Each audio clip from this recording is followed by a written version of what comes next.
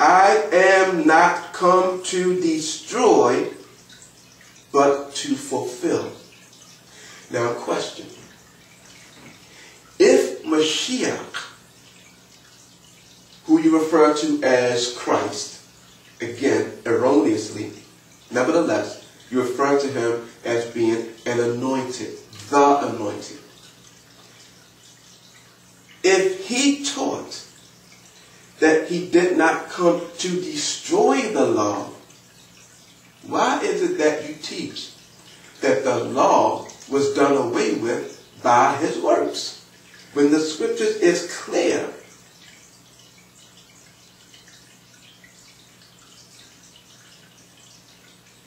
But to fulfill is what confuses many people.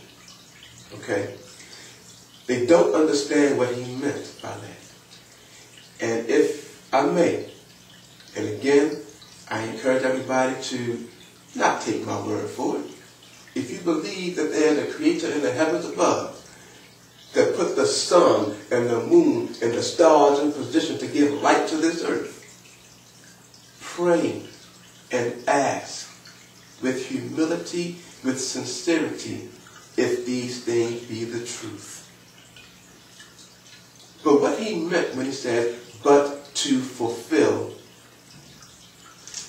there are teachings throughout the Old Testament that speak of this particular coming. So what he came to do, I didn't come to destroy anything that Moshe or the prophets who followed Moshe set up.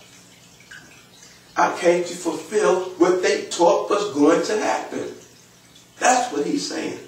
He continues, however, verse 18. For verily I say unto you, till heaven and earth pass. For some reason, the ministers that skip right over that. And from my understanding, all you need to do, go outside your doors. You're standing on the earth. The heavens are above. And thus far, they have not passed.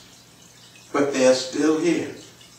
And as a testimony to that, all you have to do, search out the book of Revelation. When it talks about a new heaven and a new earth. We have yet to reach that point, which means, for verily I say unto you, till heaven and earth pass, one jot or one tittle shall in no wise pass from the law till all be fulfilled. All has not been fulfilled yet. There's still some time to go for that to for that to happen, excuse me. Well, let's continue. Verse 19. Whosoever, therefore, listen to this. Now, this is still the teaching of Mashiach. Whosoever, therefore, shall break. What is he talking about? He's talking about disobeying. Shall break one of these least commandments. Think about that. Here within the teaching, to solidify the fact that I didn't come to destroy it, let me tell you this. If you break the least of these commandments, he shall be called the least in the kingdom of heaven. But whosoever shall do, what you mean? That means to obey and teach them. This is New Testament.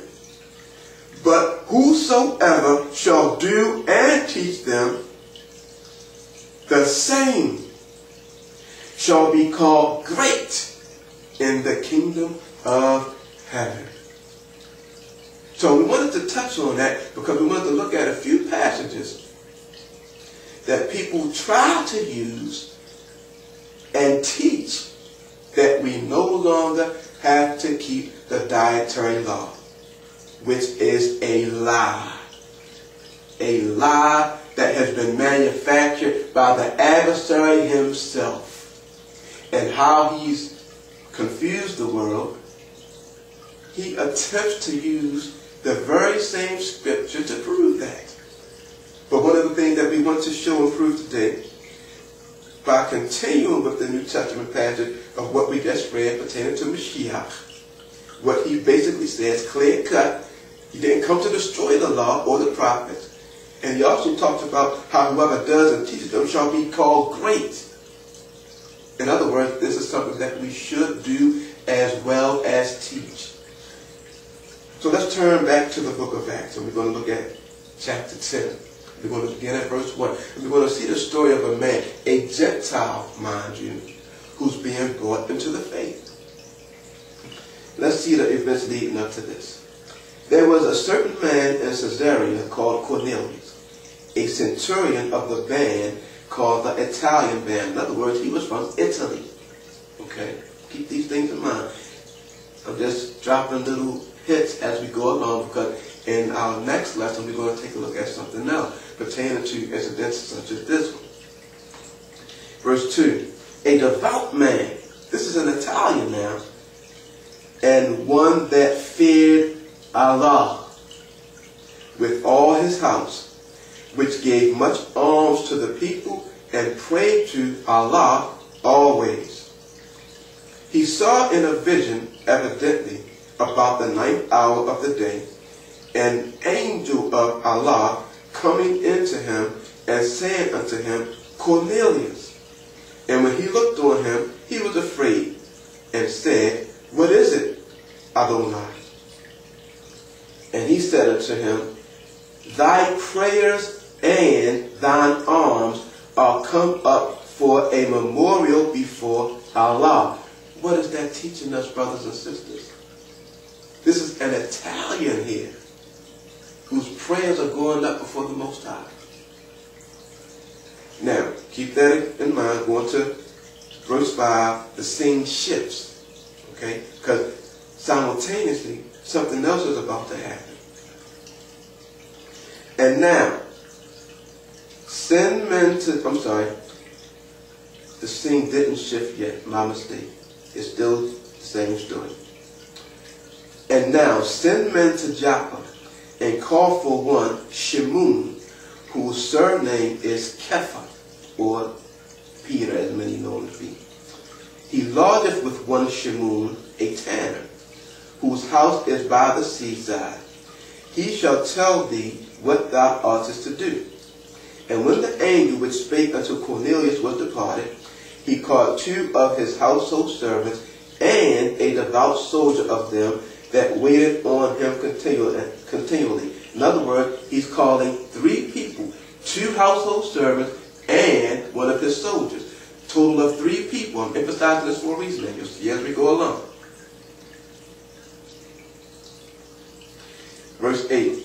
And when he had declared all these things unto them, he sent them to Joppa. Now, on the morrow, now the scene is going to change. As they went on their journey and drew nigh unto the city, Kepha, now simultaneously, as I erroneously stated myself, my mistake, Kepha is about to have a situation. Kepha went up upon the housetop to pray about the 6th hour. And he became very hungry and would have eaten.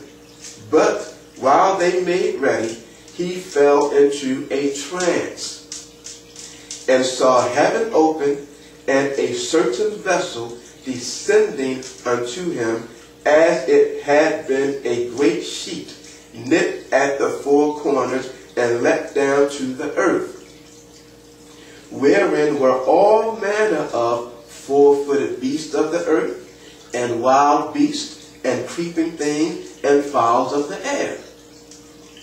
And there came a voice to him, Rise, Kepha, kill and eat. But Kepha said, Not so, Adonai, for I have never eaten anything that is common or unclean. Now here's the question we want to interject at this point. Why? If Mashiach, through his death on the torture stake,